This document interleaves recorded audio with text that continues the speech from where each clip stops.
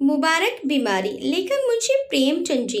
रात के 9 बज गए थे। एक युवती अंगीठी के सामने बैठी हुई आग फूकती थी और उसके गाल आग के कुंदनी रंग में दहक रहे थे। उसकी बड़ी बड़ी आंखें दरवाजे की तरफ लगी हुई थी। कभी चौंक कर आंगन की तरफ देखती, कभी कमरे की तरफ। फिर आने वालों की इस देरी से त्योरियों पर बल पड़ जाते और आंखों में हल्का सा गुस्सा नजर आता। कमल पानी में झकोले खाने लगता। इसी बीच आने वालों की आहट मिली। कहर बाहर पड़ा खर्राटे ले रहा था। बूढ़े लाला हरनाम दास ने आते ही उसे एक ठोकर लगाकर कहा, कमबख्त, अभी शाम हुई है और अभी से लंबी तान दी। नौजवान लाला हरिदास घर में दाखिल हुए, चेहरा बुझा हुआ, चिंतित। देवकी ने आकर उनका हाथ पकड़ लिया और गुस्से वे प्यार की मिली हुई आवाज में बोली, आज इतनी देर क्यों हुई? दोनों नए खिले हुए फूल थे। एक पर ओस की ताजगी थी, दूसरा धूप से मुरझाया हुआ। हरिदास, हाँ आज देर हो गई, तुम यहाँ क्यों बैठी रही? देवकी, क्या करती? आग बुझ जाती थी, खाना नहीं ठंडा हो जाता। हरिदास, तुम जरा से काम के लिए इतनी आग के सामने न बैठा करो, बाज आया गरम खाने से। देवकी, अच्छा कपड़े तो उतारो, आज इतनी देर क्यों की? हरिदास, क्या बताऊं, पिताजी ने ऐसा नाक में दम कर दिया है कि कुछ कहते नहीं बनता। इस रोज रोज की झंझट से तो यही अच्छा कि मैं कहीं और नौकरी कर लूं। लाला हरनाम दास एक आटे की चक्की के मालिक थे। उनकी जवानी के दिनों में आसपास दूसरी चक्की न थी। उन्होंने खूब धन कमाया, मगर अब वह हालत न थी। चक्कियां कीड़े मकोड़ों की तरह पैदा हो गई थी, नई मशीनों और इजादों के साथ। उसके काम करने वाले भी जोशीले नौजवान थे, मुस्तैदी से काम करते थे। इसलिए हरनाम दास का कारखाना रोज गिरता जाता था। बूढ़े आदमियों को नई चीजों से चिढ़ हो जाती है, वह लाला हरनाम दास को भी थी। वह अपनी पुरानी मशीन को ही चलाते थे। किसी किस्म की तरक्की या सुधार को वह पाप समझते थे, मगर अपनी इस मंदी पर कूड़ा करते थे। हरिदास ने उनकी मर्जी के खिलाफ कॉलेज से शिक्षा प्राप्त की थी और उसका इरादा था कि अपने पिता के कारखाने को नए उसूलों पर चलाकर आगे बढ़ाए। लेकिन जब वे उनसे किसी परिवर्तन या सुधार का जिक्र करता तो लाला साहब जामे से बाहर हो जाते और बड़े गर्व से कहते, कॉलेज में पढ़ने से तजुर्बा नहीं आता, तुम अभी बच्चे हो, इस काम में मेरे बाल सफेद हो गए हैं, तुम मुझे सलाह मत दो, जिस तरह मैं कहता हूँ काम किए जाओ। कई बार ऐसे मौके आ चुके थे कि बहुत ही छोटे मसलों में अपने पिता की मर्जी के खिलाफ काम करने के जुर्म में हरिदास को सख्त फटकारें पड़ी थी। इसी वजह से अब वह इस काम में कुछ उदासीन हो गया था और किसी दूसरे कारखाने में किस्मत आजमाना चाहता था, जहां उसे अपने विचारों को अमली सूरत देने की ज्यादा सहूलियतें हासिल हो। देवकी ने सहानुभूति पूर्वक कहा, तुम इस फिक्र में क्यों जान खपाते हो? जैसे वह कहें वैसा ही करो, भला दूसरी जगह नौकरी कर लोगे तो वह क्या कहेंगे? और चाहे वे गुस्से के मारे कुछ न बोले, लेकिन दुनिया तो तुम्ही को बुरा कहेगी। देवकी नई शिक्षा के आभूषण से वंचित थी। उसने स्वार्थ का पाठ नहीं पढ़ा था, मगर उसका पति अपने अल्मा मेटर का एक प्रतिष्ठित सदस्य था। उसे अपनी योग्यता पर पूरा भरोसा था, उस पर नाम कमाने का जोश था। इसलिए वह बूढ़े पिता के पुराने ढर्रों को देखकर धीरज खो बैठता था। अगर अपनी योग्यताओं के लाभप्रद उपयोग की कोशिश के लिए दुनिया उसे बुरा कहे तो उसकी परवाह नहीं थी। झुठला कर बोला, कुछ मैं अमृत की घरिया पीकर तो नहीं आया हूँ कि सारी उम्र उनके मरने का इंतजार करूं। मुर्गों की अनुचित टीका टिप्पणियों के डर से क्या मैं अपनी उम्र बर्बाद कर दूं? मैं अपने कुछ हम उम्रों को जानता हूँ जो हरगिज मेरी सी योग्यता नहीं रखते, लेकिन वे मोटर पर हवा खाने निकलते हैं, बंगलों में रहते हैं और शान से जिंदगी बसर करते हैं। तो मैं क्यों हाथ पर हाथ रखे जिंदगी को अमर समझे बैठा रहूं? संतोष और निष्फलता का युग बीत गया, ये संघर्ष का युग है। यह मैं जानता हूँ कि पिता का आदर करना मेरा धर्म है, मगर सिद्धांतों के मामले में मैं उनसे क्या किसी से भी नहीं दब सकता। लाला हरनाम दास हिंदू रस्म रिवाज के बड़े पाबंद थे, मगर बुढ़ापे के कारण चौक के चक्कर से मुक्ति पा चुके थे। पहले कुछ दिनों तक जाड़ों में रात को पूरियां न हजम होती थी, इसलिए चपातियां ही अपनी बैठक में मंगा लिया करते थे। मजबूरी ने वह कराया था जो हुज्जत और दलील के काबू से बाहर था। हरिदास के लिए भी देवकी ने खाना निकाला। पहले तो वह हजरत बहुत दुखी नजर आते थे, लेकिन भंगार की खुशबू ने खाने के लिए चाव पैदा कर दिया था। अक्सर हम अपनी आंख और नाक से हाजमे का काम लिया करते हैं। लाला हरनाम दास रात को भले चंगे सोए, लेकिन अपने बेटे की गुस्ताखियां और कुछ अपने कारोबार की सुस्ती और मंदी उनकी आत्मा के लिए भयानक कष्ट का कारण हो गई। और चाहे इसी उद्विग्नता का असर हो, चाहे बुढ़ापे का, सुबह होने से पहले उन पर लकवे का हमला हो गया। जबान बंद हो गई और चेहरा ऐंठ गया। हरिदास डॉक्टर के पास दौड़ा। डॉक्टर आए, मरीज को देखा और बोले, डरने की कोई बात नहीं, सेहत होगी, मगर 3 महीने से कमने लगेंगे। चिंताओं के कारण ये हमला हुआ है, इसलिए कोशिश करनी चाहिए कि वे आराम से सोएं, परेशान न हो और जबान खुल जाने पर भी जहां तक मुमकिन हो बोलने से बचे। बेचारी देवकी बैठी रो रही थी। हरिदास ने आकर उसको सांत्वना दी और फिर डॉक्टर के यहाँ से दवा लाकर दी।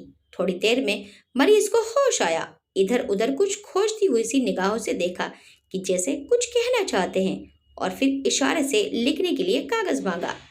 हरिदास ने कागज और पेंसिल रख दी तो बूढ़े लाला साहब ने हाथों को खूब संभाल कर लिखा, इंतजाम दीनानाथ के हाथ में रहे। ये शब्द हरिदास के हृदय में तीर की तरह लगे। अफसोस, अब भी मुझ पर भरोसा नहीं, यानी कि दीनानाथ मेरा मालिक होगा और मैं उसका गुलाम बनकर रहूंगा। ये नहीं होने का। कागज लिए देवकी के पास आए और बोले, लाला जी ने दीनानाथ को मैनेजर बनाया है।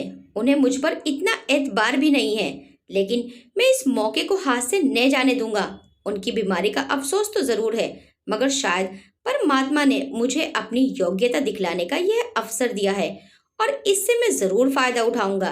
कारखाने के कर्मचारियों ने इस दुर्घटना की खबर सुनी तो बहुत घबराए। उनमें कई निकम्मे बेमसरफ आदमी भरे हुए थे जो सिर्फ खुशामद और चिकनी चुपड़ी बातों की रोटी खाते थे।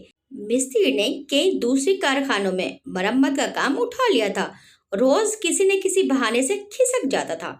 फायरमैन और मशीन मैन दिन को झूठ मूठ चक्की की सफाई में काटते थे और रात के काम करके ओवर टाइम की मजदूरी लिया करते थे। दीनानाथ जरूर होशियार और तजुर्बेकार आदमी था, मगर उसे भी काम करने के मुकाबले में जी हाँ रटते रहने में ज्यादा मजा आता था। लाला हरनाम दास मजदूरी देने में बहुत हील हवाले किया करते थे और अक्सर काट कपट के भी आदी थे। इसी को वे कारोबार का अच्छा उसूल समझते थे। हरिदास ने कारखाने में पहुंचते ही साफ शब्दों में कह दिया कि तुम लोग को मेरे वक्त में जी लगाकर काम करना होगा। मैं इसी महीने में काम देखकर सबकी तरक्की करूंगा, मगर अब टाल मटोल का गुजर नहीं। जिन्हें मंजूर न हो वे अपना बोरिया बिस्तर संभालें। और फिर दीनानाथ को बुलाकर कहा, भाई साहब, मुझे खूब मालूम है कि आप होशियार और सूझबूझ वाले आदमी हैं। आपने अब तक यहाँ का जो रंग देखा वही अख्तियार किया, लेकिन अब मुझे आपके तजुर्बे और मेहनत की जरूरत है। पुराने हिसाबों की जांच पड़ताल कीजिए। बाहर से काम मेरा जिम्मा है, लेकिन यहाँ का इंतजाम आपके सुपुर्द है। जो कुछ नफा होगा उसमें आपका भी हिस्सा होगा। मैं चाहता हूँ कि दादा की अनुपस्थिति में कुछ अच्छा काम करके दिखाऊं। इस मुस्तैदी और चुस्ती का असर बहुत जल्द कारखाने में नजर आने लगा। हरिदास ने खूब इश्तिहार बंटवाए। उसका असर यह हुआ कि काम आने लगा। दीनानाथ की मुस्तैदी की बदौलत ग्राहकों को नियत समय पर और किफायत से आटा मिलने लगा। पहला महीना खत्म भी न हुआ था कि हरिदास ने नई मशीन मंगवाई, थोड़े अनुभवी आदमी रख लिए। फिर क्या था, सारे शहर में इस कारखाने की धूम मच गई। हरिदास ग्राहकों से इतनी अच्छी तरह से पेश आता कि जो एक बार उससे मुआमला करता वे हमेशा के लिए उसका खरीदार बन जाता। कर्मचारियों के साथ उसका सिद्धांत था, काम सख्त और मजदूरी ठीक। उसके ऊंचे व्यक्तित्व का भी स्पष्ट प्रभाव दिखाई पड़ा।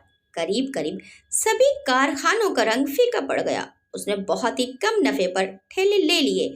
मशीन को दम मारने की मोहलत न थी। रात और दिन काम होता था। तीसरा महीना खत्म होते होते उस कारखाने की शक्ल ही बदल गई। हाथे में घुसते ही ठेले और गाड़ियों की भीड़ नजर आती थी। कारखाने में बड़ी चहल पहल थी। हर आदमी अपने अपने काम में लगा हुआ। इसके साथ ही प्रबंध कौशल का यह वरदान था कि भद्दी हड़बड़ी और जल्दबाजी का कहीं निशान न था। लाला हरनाम दास धीरे धीरे ठीक होने लगे। 1 महीने के बाद वे रुककर कुछ बोलने लगे। डॉक्टर की सख्त ताकीद थी कि उन्हें पूरी शांति की स्थिति में रखा जाए, मगर जब उनकी जबान खुली उन्हें एकदम को भी चैन न था। देवकी से कहा करते, सारा कारोबार मिट्टी में मिल जाता है। ये लड़का मालूम नहीं क्या कर रहा है, सारा काम अपने हाथ में ले रखा है। मैंने ताकीद कर दी थी कि दीनानाथ को मैनेजर बनाना, लेकिन उसने जरा भी परवाह नहीं की। मेरी सारी उम्र की कमाई बर्बाद हुई जाती है।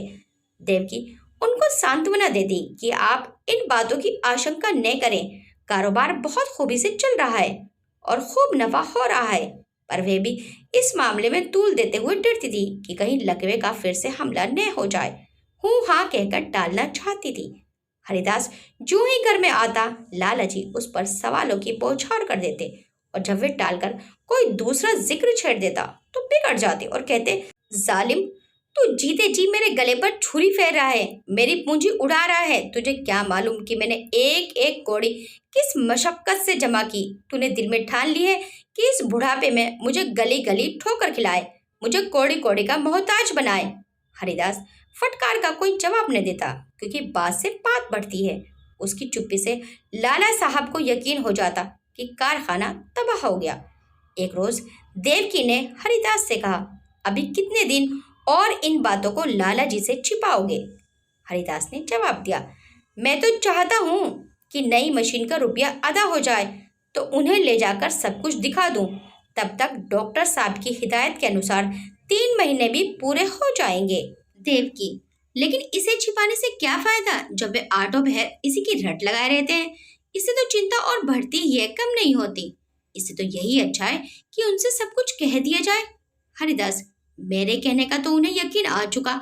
हाँ, दीनानाथ का है तो शायद यकीन हो। देवकी, अच्छा तो कल दीनानाथ को यहाँ भेज दो, लाला जी उसे देखते ही खुद बुला लेंगे। तुम्हें इस रोज रोज की डांट फटकार से तो छुट्टी मिल जाएगी। हरिदास, अब मुझे इन फटकारों का जरा भी दुख नहीं होता। मेरी मेहनत और योग्यता का नतीजा आंखों के सामने मौजूद है। जब मैंने कारखाना अपने हाथ में लिया था, आमदनी और खर्च का मीज़ान मुश्किल से बैठता था। आज 500 का नफा है। तीसरा महीना खत्म होने वाला है और मैं मशीन की आधी कीमत अदा कर चुका हूँ।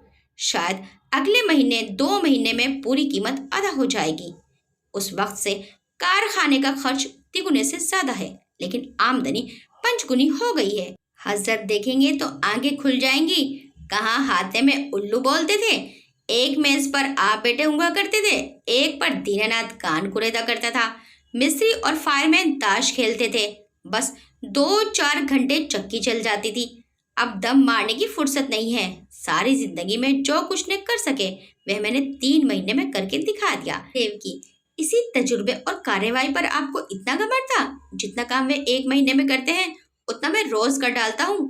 देवकी ने भसड़ना पूर्ण नेत्रों से देखकर कहा, अपने मुंह मियाँ बिट्टू बनना कोई तुमसे सीख ले। जिस तरह माँ अपने बेटे को हमेशा दुबला ही समझती है, उसी तरह बाप बेटे को हमेशा नादान समझा करता है। ये उनकी ममता है, बुरा मानने की बात नहीं है। हरिदास ने लज्जित होकर सिर झुका लिया। दूसरे रोज दीनानाथ उनको देखने के बहाने से लाला हरनाम दास की सेवा में उपस्थित हुआ। लाला जी उसे देखते ही तकिए के सहारे उठ बैठे और पागलों की तरह बेचैन होकर पूछा, क्यों, कारोबार सब तबाह हो गया कि अभी कुछ कसर बाकी है? तुम लोगों ने मुझे मुर्दा समझ लिया है? कभी बात तक न पूछी। कम से कम मुझे ऐसी उम्मीद न थी। बहू ने मेरी तीमारदारी न की होती तो मैं मर ही गया होता। दीनानाथ, आपका कुशल मंगल रोज बाबू साहब से पूछ लिया करता था। आपने मेरे साथ जो नेकियां की हैं उन्हें मैं कैसे भूल सकता हूँ? मेरा एक एक रोआ आपका एहसान मंद है। अगर इस बीच काम ही कुछ ऐसा था कि हाजिर होने की मोहलत न मिली। हरनाम दास, खैर कारखाने का क्या हाल है? दिवाला होने में क्या कसर बाकी है? दीनानाथ ने ताज्जुब के साथ कहा, यह आपसे किसने कह दिया कि दिवाला होने वाला है? इस अरसे में कारोबार में जो तरक्की हुई है वह आप खुद अपनी आंखों से देख लेंगे। हरनाम दास व्यंग पूर्वक बोले, शायद तुम्हारे बाबू साहब ने तुम्हारी मनचाही तरक्की कर दी।